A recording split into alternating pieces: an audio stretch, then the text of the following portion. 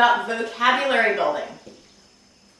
I would like to know what SWB, that's me, I have an abbreviation, expects for children to do when they come across words they don't know in their literature. I would think having them look up the meaning to all the words that are unfamiliar would kill any love of reading they have.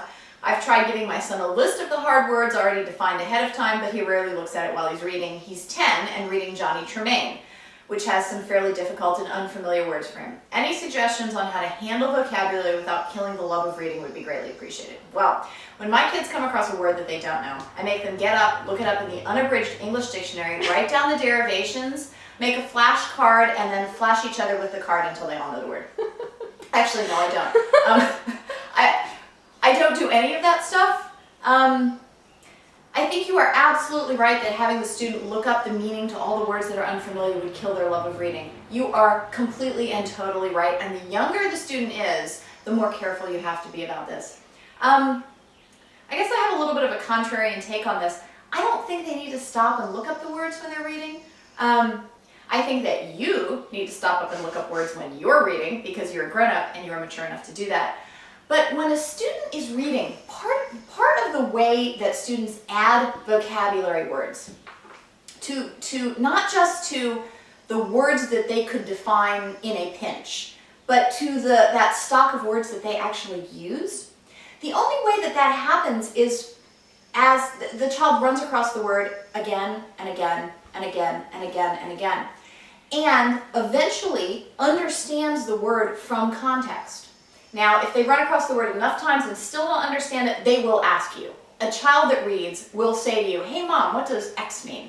My kids do this to me all the time. When they ask, I tell them.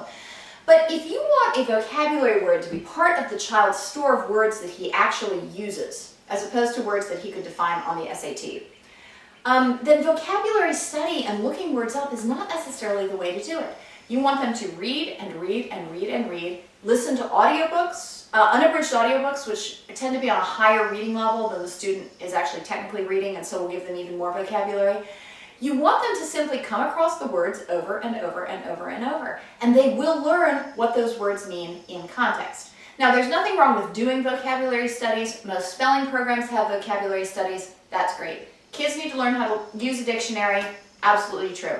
If the student is doing technical reading, is reading science or history, something that's got an argument in it that they need to follow, if they come across an unfamiliar word, they should look it up because otherwise they may miss part of the meaning of the passage as it develops.